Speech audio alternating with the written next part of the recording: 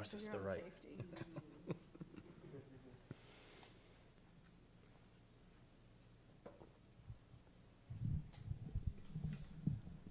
All right, well, good afternoon, everyone, and welcome to Politics and Prose at Union Market. I'm Brad Graham, the co-owner of Politics and Prose, along with my wife, Lissa Muscatine, and just want to say how exciting it is for us to be here in person, as I hope it is for you as well. You know, we had to suspend this in-person format for 2 years, you know, obviously because of the pandemic, and this is our first month back being able to do these kinds of in-person events. Thank you very much.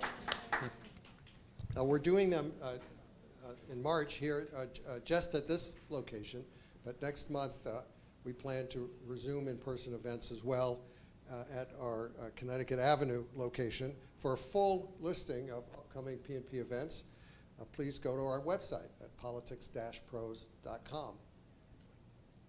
Now, for a few housekeeping notes. First, please silence your cell phones if you haven't already. Second, when we get to the Q&A segment, because of public health considerations, we're going to have you submit your questions on note cards, and you should have been handed the cards and pencils already, and sometime midway through the discussion, someone will ask for the cards, so please scribble down your questions in the meantime. Third, again, with the public health in mind, all copies of this afternoon's book have been pre-signed, and we ask that you respect the author and not approach Allie for personalizations or conversations after the event. But if you know him or you just can't resist. No. If you know me, then certainly not. Then certainly don't come close. Should I tackle anyone who approaches? Right, exactly. That's fine, I can do that. And finally, at the close of the event, our staff would really appreciate if you help them by folding up the chairs that you're sitting in and leaning them against the wall. All right, on with the show. A few issues today, of course, are as topical as immigration, and few people are as informed and experienced in discussing the subject as Ali Noorani, who we're delighted to have here with us this afternoon. For nearly a decade and a half, Ali has been executive director of the National Immigration Forum, which is an advocacy organization that promotes the value of immigrants and immigration. Born in California, Ali is the son of Pakistani immigrants. After getting his undergraduate degree at Berkeley and a master's in public health at Boston University, he worked on community health and environmental issues in Massachusetts for a while, and eventually shifted to immigration matters. He served as executive director of the Massachusetts Immigrant and Refugee Advocacy Coalition before joining the National Immigration Forum, where he's earned a reputation as a committed and effective coalition builder. In his new book, Crossing Borders, Ali presents the complexities of migration by recounting the stories of a number of those involved, the families who fled violence and poverty, the governmental and non-governmental organizations helping or impeding their progress, and the American communities receiving them.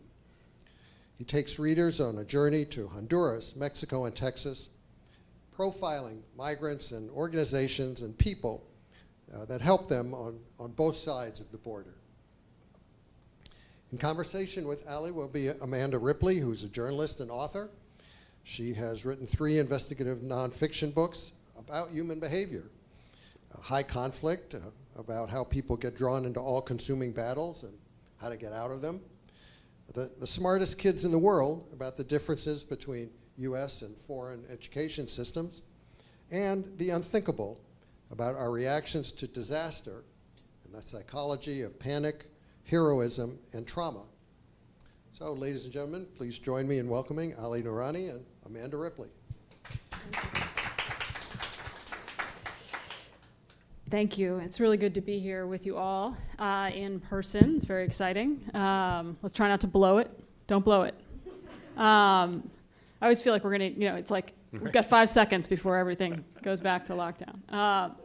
So one of the things that I most love about your writing, in addition to writing the funniest emails that I get, which is not a small thing, actually, given how much time we spend reading email. I love that you go out and find stories and tell stories. So can you share, what was one story from the book that was easiest to write? Oh, wow. Because, this is I don't need to tell you, complicated issue, hard to explain. Some stories write themselves, and some are just really hard to write. Mm-hmm. Well, first of all, thank you, Politics and Prose. Amanda, thank you so much for doing this, and thank you for blurbing the book. And I am chair of your fan club, and I've learned so much from your work over the years. I'm just so grateful. Thank you. And that was my effort also to buy some time to answer your question. I did not preview you right. on any of these questions. I gotta say, it's they were all really easy stories to write, because each person or each setting or each community, there was so much nuance, there was so much complexity, and at the end of the day, there was really a deep-seated drive to either do the right thing and be a better person, or to try to get to a better place physically, in terms of people who were on the move. And in that way, I think the hardest part about telling these stories was, number one, to do the stories justice, but number two is to, kind of put guardrails around them, because each story could have almost been a chapter or a book unto itself, because, as people are aspiring to be their better selves or aspiring to get to a better place, there's just so much behind that. Yeah, I think with the story of Carlos in the beginning of the book, right, you get a sense of how, it seems like with immigration in particular, it is such a wicked problem that, you peel one layer of the onion, you could talk about the dysfunction of our own system, right? And then behind that, you can't separate, right, the dysfunction of where Carlos came from. Right, can you talk a little bit about how these things are linked and his story? So Carlos is, I think, the first story that I tell in the book. And it was a trip to Tegucigalpa, Honduras in 2019. It was my second trip to the country, I think, that year. And instead of just staying in the big cities, I asked our friend and co-founder of this organization in Honduras called the Association for a Just Society, Joanne Van Engen. And so she said, okay, I said, I'd like to go and visit the Coffee Highlands. And she picked me up from the airport, and we kind of took this route, winding roads, and kind of ended up on, those dirt roads that are just more kind of ruts than roads. And we found ourselves in La Union, which is a town, probably about 3,000 people in the Highlands. And then the next day we drove up further, probably around 4,000 feet of elevation. And at a certain point, the trees give way to coffee plants. And as we're going up the hill, or the mountain, the guide tells us the beans are small this year. And the farmers are afraid that they won't be able to sell them because of the drought and because of a coffee rust that the plants were still recovering from. And we get to Carlos's home, and it is a home that is that wall to this wall, including two small rooms and a kitchen. And I'm talking from the first chair to there. And we sit down, and it's him and his wife and his adorable little girl, probably about 3 or 4 years old. And he tells us that, he and his other daughter just got back from the U.S.-Mexico border about 3 weeks earlier. And he shares a story of realizing that he could not pay for his eldest daughter's health care, so they had to figure out a way to get to the U.S. And at this point, probably in 2018, 2019, the Trump administration turning people away at the border who are seeking protection. And it comes down to this really, really powerful and complicated story where he wasn't leaving because of violence. He was leaving because his crops were suffering, because the government was unable to help him or his family survive. And at the end of the day, he did not have a legal pathway to get to the U.S. He couldn't apply for a visa. So he mortgaged his home, sold his car, and paid a coyote or a smuggler $10,000. And we're sitting in his little house, and he is worried that he's not going to be able to hold on to his house because he came back literally with nothing. And it's those kinds of, his was only one story, but we talked to probably 5 or 6 families that day, and all similar types of stories of, having nothing else, no other option but to try to get to the United States. Yeah, I can still kind of picture him. Was he sitting on a stool or something? The way you described it, yeah, you could. Yeah. It's much more vivid than any amount of policy briefing, right, that you can give me. It's like those are the stories we remember, and each one's different, right? I mean, each one is different in its own ways, but then there are patterns, right? And it seems like one pattern, correct me if I'm wrong, is that people get backed into a corner, right, by their circumstances, by politics, by, things that they can't control, climate change, right, droughts, other things. And it's so hard to write about that, right, because they're trapped. And I think you can almost feel trapped reading about immigration. I don't know if you ever feel like that, but like every hour of every day. Tuesday, right? Yeah. But it's like, how do we balance telling the stories in a clear-eyed way without leaving people feeling hopeless? And that's the hard part, because you can write a very dramatic story about a very compelling person, but at the end of the day, you've made yourself feel good as an author, but I'm not sure you have helped a reader understand, okay, that person lives, right? Hopefully most cases, right? That person has a life moving on, and they're going to continue to do everything they can to make their family's life better, their community's life better. So another story that I absolutely loved finding is Zeze Rabazema, who is a refugee himself from Congo. And he told me this, and we're sitting in a conference room in Twin Falls. And he's very kind of soft-spoken, but very direct, very clear. And he tells me the story of fleeing Congo with his family of 10. And I don't think I put this in the book, but he tells me, he says, I think they sent us to Utah because they have big families there too.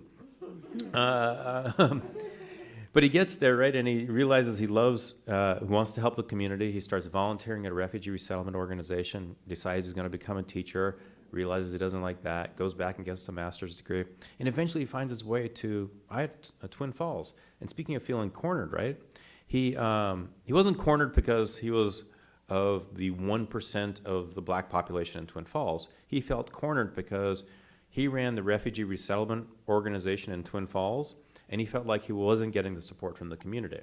Mm. So what he did is that he decided to go 100 miles in every direction from Twin Falls and sit down with towns and explain the refugee resettlement process.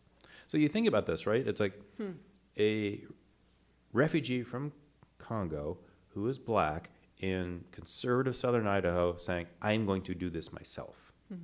And he did, he described it with such grace and courage. And, what I write about is that his leadership inspired in many ways, conservative dairymen and others to stand next to him and say, okay, we've got to do things differently. Yeah, there's a lot of chutzpah, right, in that story. Like to imagine going into these places. For me, I feel like I don't understand our resettlement situation. I would have trouble talking about it, and I'm from here, right? So most Americans don't understand it for sure. And yet, for him as seen as an outsider to come in and try to explain that. But I also think that was part of his skills, that he had been an outsider for so much of his life, and he's like, okay, I can do this. Yeah. So there's also this, like the chutzpah, the confidence, and say, okay, this is not the hardest thing I've ever done. Right, exactly. That reminds me of describing him going into these situations that you might think would be adversarial and weren't always, right? One of the things that I also admire about your work is that you're not afraid to talk to conservatives about immigration, even on Fox News occasionally. Yes. Right? I'm curious, can you say a little bit about, we're going to get into the policy, and I know there's a lot in the news that we need to talk about, but I have to ask, can you say a little bit about, what is it about your own life experience that you think allows you to remain open when there's so much pressure to give up on people? Mm-hmm. Well, I mean, number one, I give my parents, all the credit, right? I mean, they were the ones that crossed borders to begin with so that I could have the life that I have. And, there's nothing but deep, deep gratitude for that. But we grew up in Salinas, California. About when I was growing up, it was about 50,000 people, and most of the kids that I grew up were either white or Mexican. You know, the South Asian community that I grew up with was my sisters and my parents. So early on, whether or not I realized that, you know, you're kind of shape-shifting, you're kind of understanding how you're talking to and engaging with different communities. But, you know, as I've kind of gone through kind of the advocacy work over time, there's just been some part of me that is always interested in, okay, who aren't we talking to? Who aren't we engaging? Why does, you know, so-and-so care about this? Why is so-and-so terrified about immigration? And that's just always been kind of a curiosity. And I guess at the end of the day, I guess I'm much more of a listener than a speaker, and which is also why I find these really hard because I do all the talking. But I like to sit and really try to understand, okay, you know, what's going on. Because I mean, you know, when you're interviewing somebody, you sit with them for an hour and then you get that 3 minutes, like, that's it. And so I'm always listening for that little tidbit that then you can kind of pull the thread on. So you're saying that you're curious, like, who aren't we engaging? What story do people have to tell? And underneath that, it sounds like there's an assumption that people are inherently trying to be good.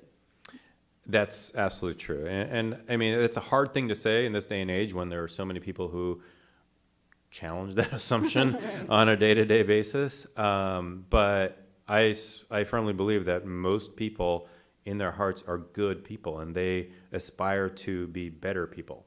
And if there's one thing that I can do or we can do as the National Immigration Forum and when it comes to immigration is help people become their better selves when it comes to immigration. Right. Everybody's the hero of their own moral journey, right? Yep. And I wonder, it takes, though, a lot of cognitive flexibility and integrative complexity, right, to be able to speak, to code switch that way, right, to be able to speak the language of, can you give an example of a way in which you found you can talk to maybe a group of evangelical conservatives about immigration that resonates with who they are and who they want to be in the America they want to see? So I'll give you two examples. One is kind of funny, the other one is a little more substantive. So it was we've partnered and helped build out a coalition called the Evangelical Immigration Table. And for a long time, now it's run really by staff and it's just this vibrant, amazing group. But for a long time, I was kind of very, very kind of hands-on as we were building it. And I remember I was moderating this conversation, and we've got the head of the National Association of Evangelicals, you've got Southern Baptists, you've got, you know, players in the community. And I remember saying, it's like, I feel so lucky to work with you. And one of them pulls me aside later and he says, we don't believe in luck. Like, I said, okay. So for me, it was like, okay, that's really important to people. So now, I feel this, like I'm incredibly grateful to work with these communities and these leaders. I learn a lot from them. But it's just that word, right? And they didn't call me out because, I mean, we had worked together. So that's one thing. The other is that we were probably in 2013-ish trying to figure out, okay, how do we kind of tell a bigger story about immigrants and immigration? And I can't remember a particular line, but it was something along the lines of, you know, as an organization, we believe all Americans thrive when immigrants succeed, when new Americans succeed. And I remember sitting down with a friend of mine at the time who was, you know, the vice president of policy for, you know, the Southern Baptist Convention. He says, well, how about that? You know, he says, well, the way I would put it is that America thrives when new Americans are able to live to their fullest potential.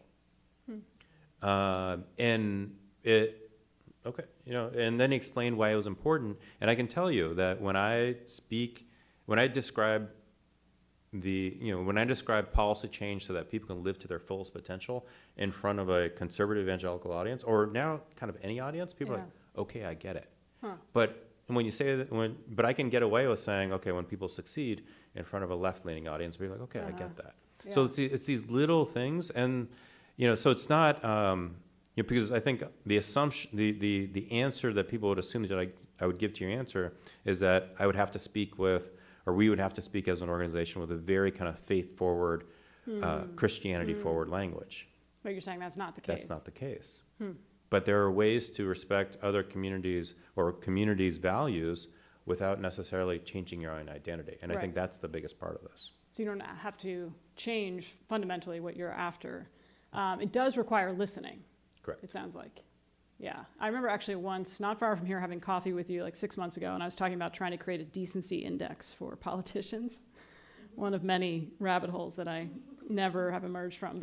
And you said, I said, what do you think decency is in politics? And you said, I think decency requires listening. I don't know if you remember saying that, but I was listening in that moment. And that is often what is missing. It reminds me of, so I write a lot about political polarization and conflict, and there was this great study where they asked, the researchers asked Democrats and Republicans to read a policy, like a short brief, like making the argument for, I think it was for gay marriage at the time, it was a few years back. And Democrats were very good at identifying what would motivate them towards this, and Republicans are very good at identifying what would motivate them. Neither could come up with the other side's argument that would motivate each other, but both sides could identify that argument if you gave it to them, like if you gave them like multiple choice. What would convince Republicans to get behind what you want here? But then, interestingly, 20% of Democrats would not make that argument even if they knew it would work. Not because they disagreed with it, but because it felt somehow complicit, or I don't know. How do you explain? But we've talked about this, right? Because it's it feels like if you are using somebody, if you are trying to persuade somebody to think differently, and you're trying to compromise, it feels like you are losing your identity. It feels like a threat somehow. Right. Yeah. So right now we're finding in our research these days that you can't use the term bipartisan. You can or cannot? Cannot. Because Democrats feel like, oh, that's a bipartisan agreement, that means the Republicans won. Or vice versa. Vice versa, right? So you have to think about this as, okay, what are the solutions, what are the common solutions that allow people to work together, and Republicans and Democrats to work together? But if you use the term bipartisan, people think they've lost their identity, they've lost something. Right. Like as the levels of threat or perceived threat go up, then these kinds of things become really tricky. It's so funny because I actually keep a list of words I no longer use. You just write that one down. And so I just added bipartisan and lucky. But there's a lot of them. And in fact, I was talking to Congressman Andy Kim from New Jersey the other day, and he was saying how when he goes to town halls, he's in one of the few districts that he's a Democrat who was elected in a district that went to Trump.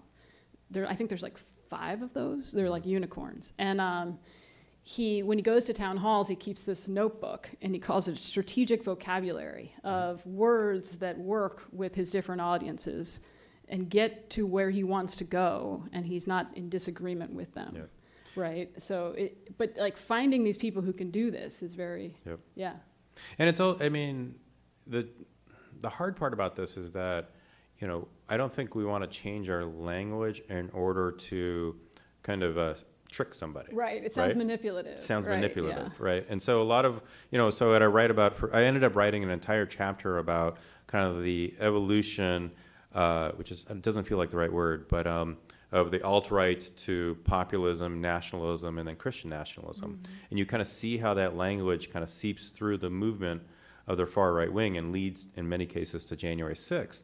So then the question is, okay, how do you address that? Yeah. And what we found, and I got to give Kathleen Farrell a lot of credit here, who's in the audience, is that by creating new in-groups of conservative evangelicals who are thinking differently about immigration than kind of the hate speech coming from the far right or the alt-right, you begin to kind of create a new language. And it's not us creating that language as much as it is they are in that space. Listening to people in that space. Right. And you write about like this idea of creating, like everybody has multiple identities, right, that they carry around. And so part of, I think what you found is really useful is to create a space for people who have nowhere to go.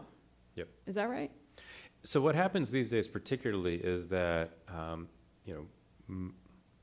most folks will get their news from their friends and family, right? So if your friends and family listen and trust Fox News, that's your news circle. MSNBC, that's your chamber. So we are not going to defeat Fox News. Right. Full stop. But what we can do is try to think about ways to create ways for friends and family to share a type of different kind of information and create a different sort of in-group.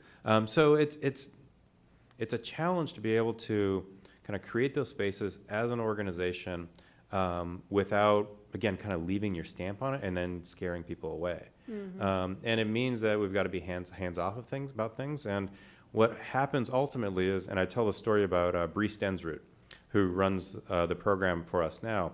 You know, her most recent job was to run a big kind of family planning program within Focus on the Family. She went through her own journey to realize really what it means to be pro-life. And the way she'll put it now, it's from, you know, the womb to the cradle to life. And that means that the mother at the border is, you know, deserves her compassion. And you know, now Bree is one of the most, I think, impactful or effective advocates in conservative spaces because she is of that community. And she's speaking authentically and honestly to not just the tensions and the complexities of immigration, but also to what the faith tells folks to do. So some of what you're doing is helping, or noticing when people, and amplifying the voices of people who are expanding their definition of us. Yeah. I wonder, speaking of expanding our definitions, obviously on everybody's mind right now is Russia's invasion of Ukraine, and we are seeing a surge. I think 3 million refugees have already left Ukraine, which is astonishing. And I'm curious about, as you watch that and you watch Europe's reaction to that exodus, how is it different from the reaction which you write about in the book to the Syrian refugee crisis? So the Syrian refugee crisis, you know, started 2010, 2011 when the war started, and the trigger for it in many ways, or the spark for it was climate change and a drought.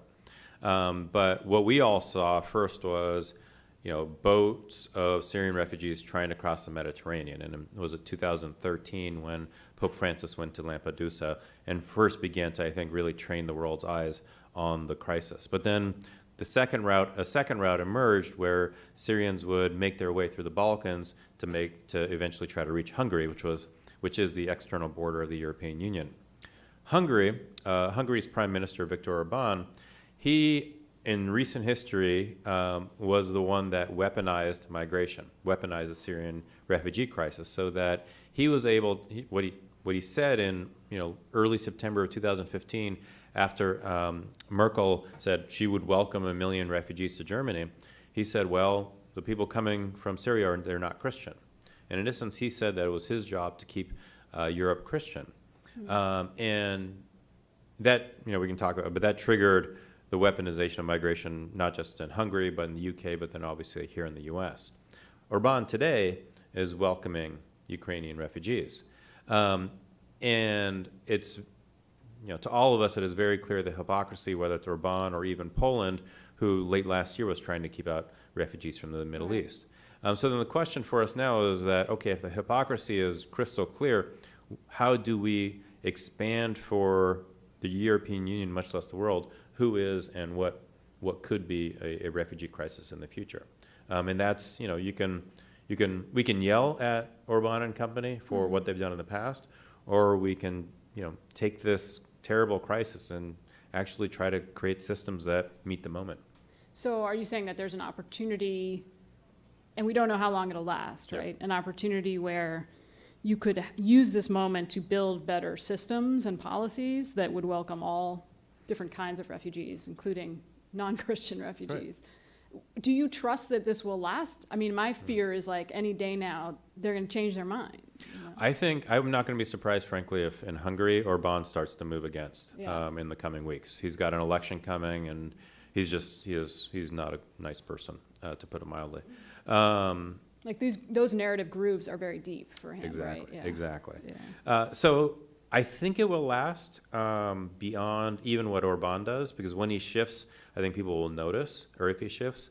The question is, do the EU and do the US see this as kind of the moment where they need to rebuild the system? Because remember, our current refugee resettlement system was created after World War II. That's where the bones of the system came from, and it's clearly unable to meet this moment. Yeah, and it's interesting because you might have thought that the Afghan, the collapse and overthrow of Kabul by the Taliban would have been an opportunity, right, to reset. And maybe it is, maybe it still is. I don't know. I think the Biden administration failed in terms of organizing public support around the Afghan evacuation, and I think that they approach all these issues from a very defensive posture. But I do think that the opportunity lies in the deep public support across the country for the resettlement of Afghan families, and that has continued. That has been sustained. So, the public in very many ways is better than our refugee resettlement system, and it's certainly better than policymakers in town when it comes to actually what we need to do. Right. And I mean, I guess that also raises the question of how do we tell these stories in ways that, given that there is this huge, I'm not going to say bipartisan, but huge group of Americans who are different in many ways, but agree on this, right? Agree on the fact that we need to do right by these Afghan refugees. There's this opportunity there. Part of the problem is the way these stories are framed and told or not told, right? Like if you could just wave a magic wand and change, let's say, 2 stories or framings that the news media repeats over and over that just kind of make you cringe, what would they be? About immigration or refugees? I think there's there's a really kind of a fuzzy line or a thin line between portraying immigrants or refugees as victims versus heroes of their own story. Yeah. And that it's really hard to do both in one article or kind of anything you're writing or any story that you're telling. But I think if we were able to find a way to do that, then people could say, okay, I am that person. Carlos. Yeah, if I was in Carlos' situation, I would do the same thing, right? And that's, I think, the challenge, because I think oftentimes we've told Carlos a story as the victim, but the question is, okay, how do you, what's the next step for Carlos, right? And he was a victim, but he's also the hero of his own story, because he said, okay, this is what I can do, and I'm going to make a run. I'm going to do everything I can to accomplish this. Okay, I feel like I've given you this big baseball bat to take to the media, and instead you have revealed that, in fact, there are reasons why these stories collapse into caricature, right? In some cases, victims or heroes or perpetrator. I'm curious if there's a way that you have seen immigration framed as a sort of problem or opportunity for the country that you think is more creative in recent years. I know you've talked about the graying of America, right? And that as a way to think about the value of immigrants. Yeah, so that's a Ron Brownstein from The Atlantic. He, years ago, the way he put it is that the graying of America can only be addressed by bringing in immigration. Kind of gray versus brown was the way he put it, to be really specific, kind of those, immigrants versus those with gray hair. Thank you for that clarification. Yes. So I think that's great for big picture policy talk. I think it is not a message that resonates with people on the ground. Even in the days of kind of a labor shortage, inflation, after COVID-19 and everybody seeing the contributions of immigrants. When you look at the polling research that comes back now, still people have that question of, is the immigration system out of control and are there too many immigrants? When I was writing, I read a book by Eric Kaufman called White Shift, and he made this amazing point, kind of verified by a bunch of data that he gathered, is that for many people, their personal experience with an immigrant is overshadowed by their perception of immigration at a national level. I would argue even at a global level. So when you ask the question of kind of what's the most creative narratives or ways to frame this, we come back to, okay, how are different faith communities talking about these issues? Because then you get it outside of kind of broader economic questions or even security questions where you're debating facts. But if you are talking about somebody's values, it's a completely different entry point into the discussion. That's interesting. So Because especially in a time of low trust, right? Right. Trust precedes facts, right? So then I think what you're saying is go where people are trusted a little bit. It's all about where people are trusted, Yeah. right? I mean, it's if you don't trust the person who you're talking to, you're not going to believe them. Right. Right. It's kind of as simple as that. And if people are going to find their highest level of trust within their religious community, and then the question is, okay, what's happening within those religious communities, particularly as you see this rise in Christian nationalism, there's a debate within these communities themselves, right? So then how do you actually just kind of operate within those spaces, which are kind of a parallel universe to kind of secular mainstream media? And it takes a lot of listening. Well, it's helpful that a lot of the values do overlap, Yep. right? I mean, it's not that far of a bridge. Yeah. And David French, put it really well, where he said the solution to addressing and mitigating Christian nationalism, particularly as it's wound around people of color and immigrants, has to come from within. Meaning that that change has to be led and come from within the conservative Christian community. Yeah, so part of what you're trying to do is listen. Yep. And create a space for that conversation. We're going to bring in some questions from our live audience before we get shut down, because that could happen. You're really testing things, aren't you? I'm trying to create a frisson of excitement. You said that Democrats and Republicans don't support bipartisan legislation, et cetera. How do you think this polarization along party lines happened? Is that a question for you or for me? I think it's for you. How did it happen? So in the book, actually, I ended up telling the story about Storm Lake, Iowa. It's a town of about 14,000 people, northwest Iowa. And Iowa itself has this really interesting history. Like, I didn't realize Unexpected, it. right? Yeah. Robert Ray, who was a governor in the 70s, mid-70s to early 80s, he put Iowa at the forefront of the national, if not in some ways the global efforts to resettle refugees from Vietnam. And ended up, he was the one that kind of pushed the Carter-Mondale administration after an Ed Bradley report in January of 1979. And he said, we have to do better. It's the fun part of writing a book. You kind of go down these rabbit holes and you're like, wow, that's amazing. I totally forgot Democrats and Republicans. So Iowa in the How do we get from there to here? Yeah, sorry. So Iowa in 1980s, it gets hit by the farm debt crisis, right? Inflation is through the roof. People are leaving the state. They're selling their farms. And who shows up in Storm Lake in 96? Patrick Buchanan, right? Because as the farms are leaving, you have big ag coming in, buying up all the meat processing plants, bringing in large immigrant populations. Pat Buchanan lands in Storm Lake and says, your town is ending because of immigrants, to oversimplify it. Mm-hmm. So I think on the immigration space, to answer the question, we have 20, 30, 40 years of economic fluctuations that have really, I think, defined, particularly for older Americans, the way they see the global economy. And as a zero-sum game where it is a nonstop competition, not just with a neighbor who looks different from you, but from somebody in a different country. And in a place like Storm Lake, that all started in the 80s and the 90s. And now the beauty of Storm Lake is that it is one of the few rural towns in Iowa that is growing. It now has 2 large meat processing plants owned by Tyson's. It is growing because of immigrants and immigration. And I think one of my favorite stories in the book is about Maria Ramos, who came from, as an undocumented immigrant from a town outside of Puerto Vallarta, I think in the late 80s, mid 80s. And she is now a U.S. citizen and a member of the Storm Lake City Council, right?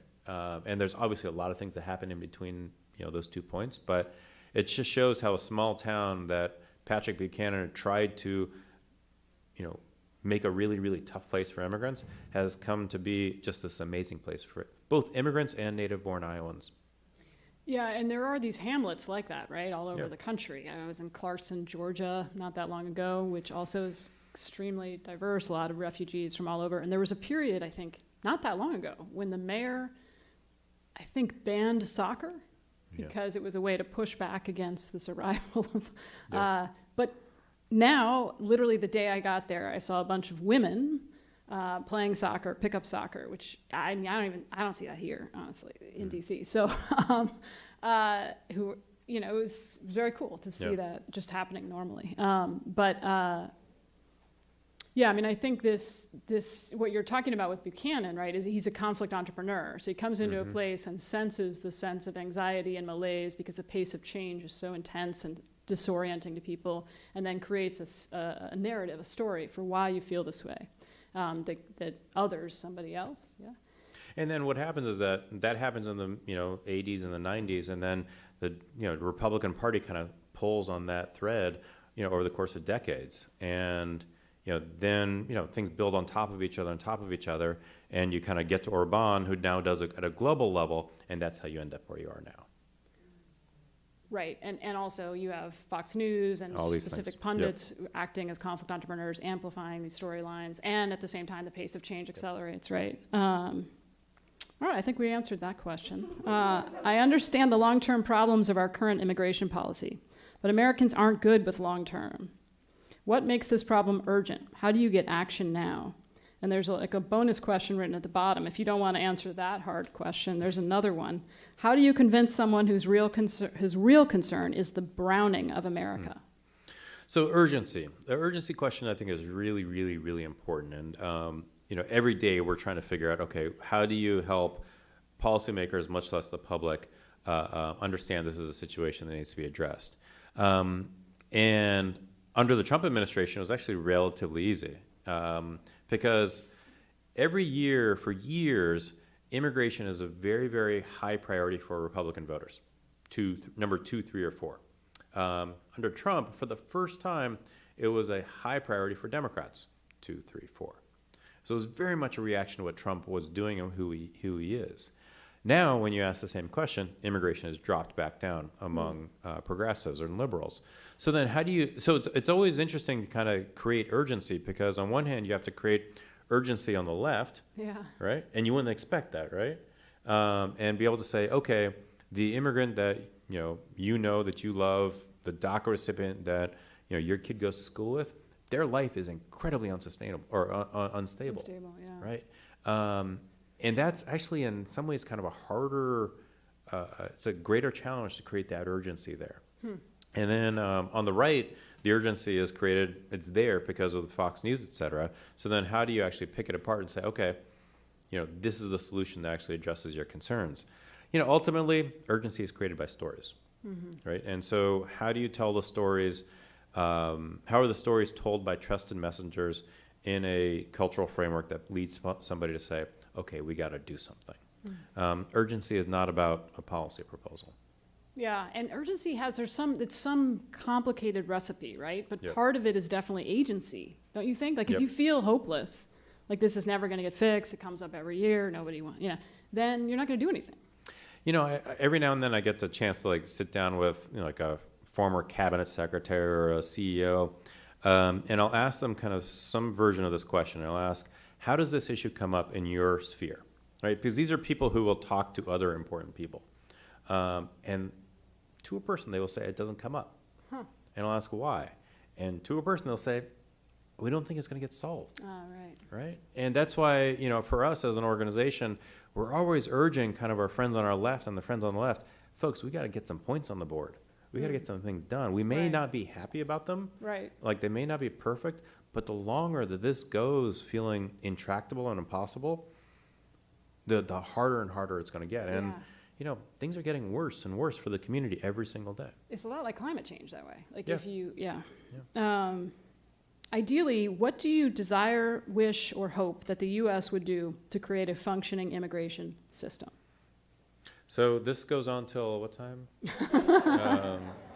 You've got about 10 minutes, go. And I got more questions, so don't take all that 10 minutes. Okay. So, at the end of the day, we need 3 things. The simple version is legalization for the 11 million undocumented immigrants, creating a functioning immigration and refugee system so that people can either apply for a legal visa like Carlos. He's not paying a coyote $10,000. He's paying X thousand dollars to the government for a legal visa. And then, or being able to address or serve Afghan, Ukrainian, Haitian refugees. And then having an enforcement system that is humane but is also secure. And what that means that, for example, at the border is that, in kind of another rabbit hole that I found in the book is that Trump would he would talk about border, fentanyl, opioid, border. So what he was trying to do is conflating border security with the opioid crisis. So from our perspective, if we want to stop the opioid crisis, or at least mitigate it, where the majority of drugs, guns, and money smuggled? Ports of entry, right? So let's put the money there, you mitigate drug trafficking, and then let's take away the other line of business that the cartels are making billions of dollars on and provide legal pathways to people so somebody like Carlos doesn't have to, again, is not funding the cartels. Mm-hmm. All right, well, that was a short answer. Okay, that's what we need to do. Thank you. How has COVID impacted America's tolerance towards immigrants? That's a really, really important question. So it was, March or April of 2020, and we kind of pulled together this amazing coalition of kind of organizations on the left and the right, and we launched this campaign that All of Us. And we made this big statement that all of us are, in essence, in this together to respond and recover to COVID-19. And at that point, you would see in the public polling, people, they got it, right? They saw who was packing the shelves and stocking the shelves, who was picking the food, who was caring for them or their loved ones in hospitals. And that's still there. I think there's a strong undercurrent of support for immigrants. But it's been hard to kind of take people back to that moment because there's now like this COVID fatigue. Mm-hmm. People just kind of want to forget about it, right? And I think as advocates, we haven't quite figured out how to take people back to that moment of kind of deep crisis and fear in the country and who was standing shoulder to shoulder with U.S. citizens to get us through it. And we haven't figured that out yet. And I mean, there are very few, if any, national leaders who are taking the country back to that place. Right, who are able to do that.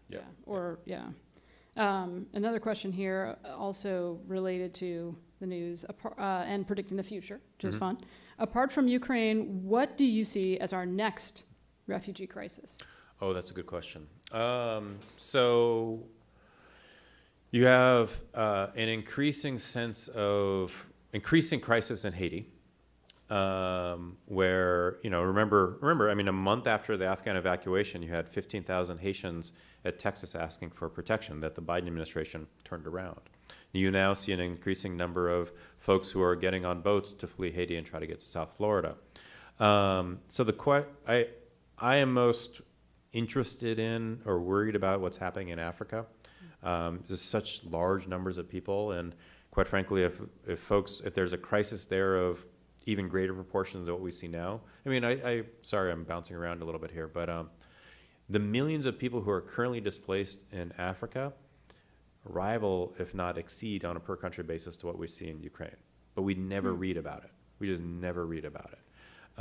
And if that ends up being a situation where, again, Europe's borders are pressed, then that's going to really, really shape global politics around immigration in a very tough way.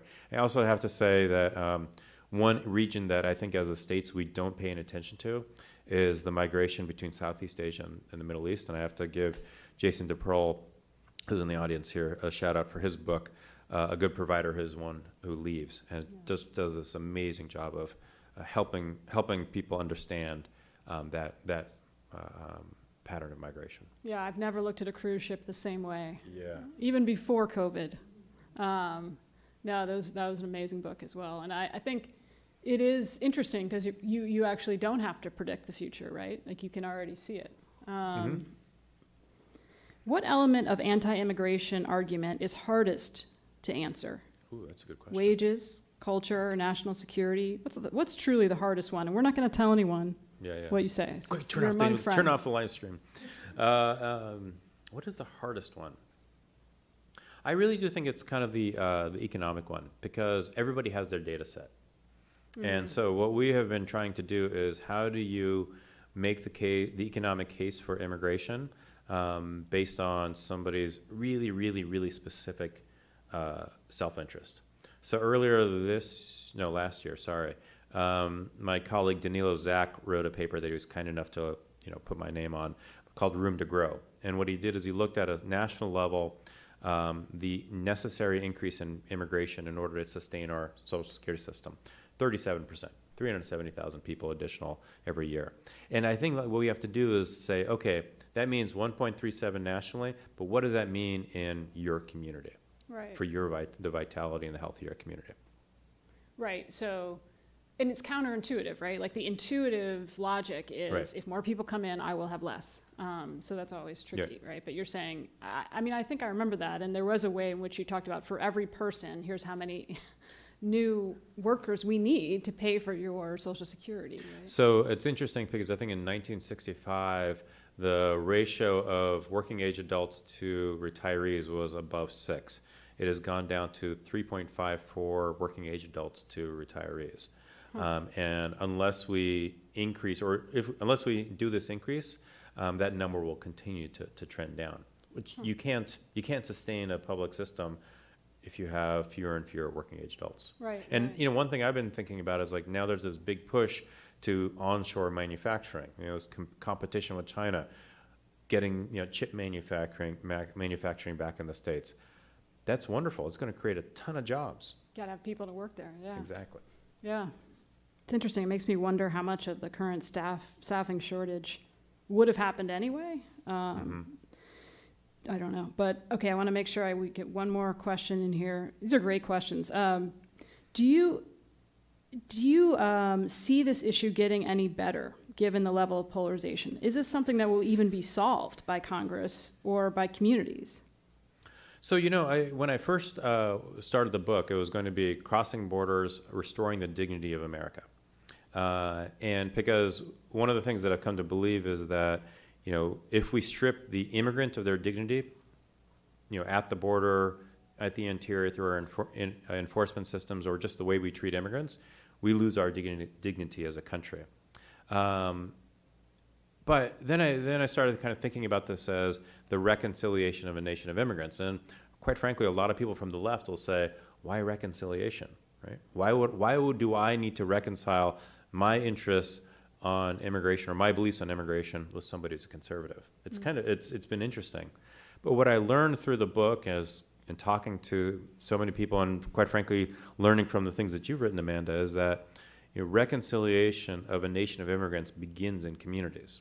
It begins in a place like Storm Lake. It begins in a place like Twin Falls, when you have leaders who are deeply vested and deeply trusted in their communities saying, okay, we're going to do this differently.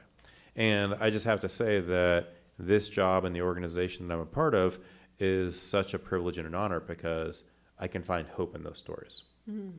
Yeah, I like how you talk about dignity, because I do think I think it's Shamil Idris, who runs Search for Common Ground. He has said that all over the world, in all the conflict zones they worked in, people want the same three things ultimately. They want security, hope, and dignity. Yep. And I think that's right. And it reminds me of Heather McGhee's book, The Sum of Us, right, where she talks about how racism has also, to a lesser extent, diminished the dignity of white Americans, right? Yep.